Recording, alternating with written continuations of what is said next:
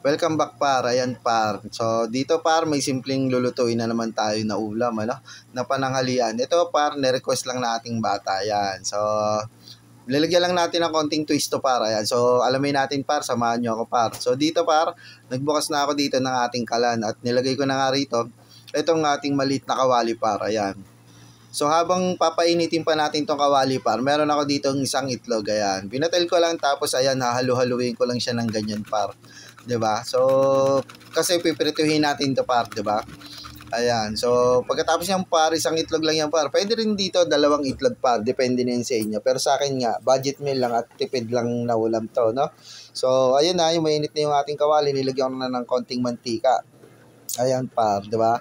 Tapos pipirituhin na natin dito yung ating itlog. Ayan. So ilalagay na natin 'to par, ayan.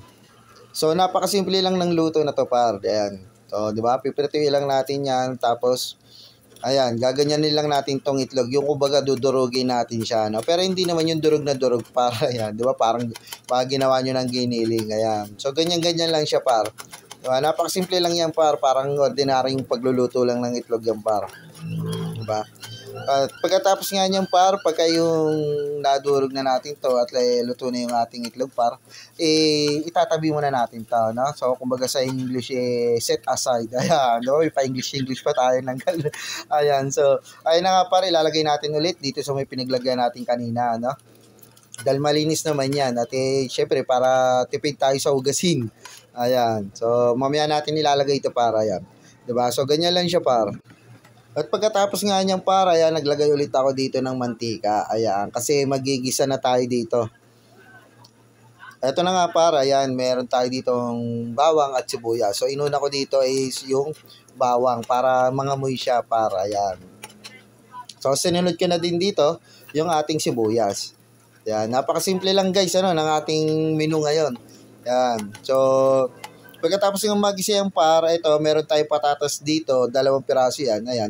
Hiniwa ko lang ng ganyan kaliliit, yung mga pa-cubes niyan. Pero depende na yun sa inyo kung gusto nyo malalaki o ganito kaliliit par. Pero mas maganda yung ganito kaliliit kasi nga, para mas mabilis siyang maluto. Ayan. So, dito ilalagay na rin natin to, isasama na rin natin to sa paggisa. Ayan. So, gisahin lang natin ng gisahin to para na medyo matoasted yung ating patatas. So, ganyan lang siya para. Haluin nyo lang na haluin para magpantay yung ating kulay ng patatas at magpantay yung luto. So, pagka ganito na nga para at okay na siya, no? Ayan, at okay na yung itsura niya at medyo lumambot na siya. Pero hindi pa ganun kalambutan yan para, no? At dito, lilagay ko na nga itong ating corned beef. Ayan. So, 260 grams to par. Kahit anong corned beef dyan par, pwede nyong gamitin, no? May pa Argentina, may pa CDO. Kahit anong corned beef par, pwede dyan. Ayan. At pagkatapos nga niyang par, haluin lang natin to hanggang magsama tong ating patatas tsaka yung ating corned beef. Ayan. So, haluin lang natin ng bahagya par. Ganyan lang par. Ayan. So, pagkatapos ng magisa natin to par, lalagyan natin to ng kalating basong tubig. Ayan par. So, kasi lalagyan natin ng kalating basong tubig par para yung patatas natin is lumambot pa. Kasi matigas pa yan kahit sabihin mong balit yan par. Matigas-tigas pa yung patatas natin. And then, naglagay na nga ako dito ng panimpla. Ayan, katulad ng pamintang durog. Bechin. Ayan, konting bechin par. Pero ito, optional lang yung bechin. Ayan, tapos ginisa mix. Ayan. So, kalahati lang ng sachet na yan para baka sumobra kayo dyan. At naglagay din ako dito ng mga 1 kutsarang ketchup lang. Kahit anong ketchup par, pwede yan. Para medyo manamis-namis yung ating corned beef. At pagkatapos nga niyang para, ihahaluin lang natin ito ng bahagya, ano? At dito para, yan, nakalipas ng mga ilang sandali, para, yan, kung makapansin yung tubig natin, medyo nanunuyo na, no? At dito, nagdagdag din ako dito ng Knorr seasoning, o liquid seasoning para, yan. Kahit konting toyo, pwede yan dito para, kasi pampa-dark lang ng kulay ng ating corned beef, ayan, para mas masarap tignan siya, ano? Ayan, so ganyan lang siya, para, tapos haluin lang natin to. Ayan. And then pagkatapos nga niyang par, ayan na kung mapapansin nyo yung ating tubig, no? Talagang nanunuyot na siya ng kaunti. At ito yung una nating pinirito, itong ating itlog, ilalagay na natin yan sa uli. 'Di ba? Sa uli lang par kasi luto na tong ating itlog, ayan. Tapos i-mix lang natin to. Tapos ay halu-haluin nyo na par. Ayan, diba? So, ganyan lang siya kasimple par ng ating receipt natin ngayon, diba? Ayan. To, kung makikita nyo par, nanunuyot na talaga, no? Nawala na yung ating tubig. So, okay na to par. At pagkatapos nga niyan, titikman na natin to kung anong lasa nito par. Ayan. So, tikman natin yung patatas, tapos yung konting corned beef, kung anong lasa, no? At kung malambot na rin talaga yung ating patatas. Ayan par. So dito par, so goods na at okay na to, no? Ayun na.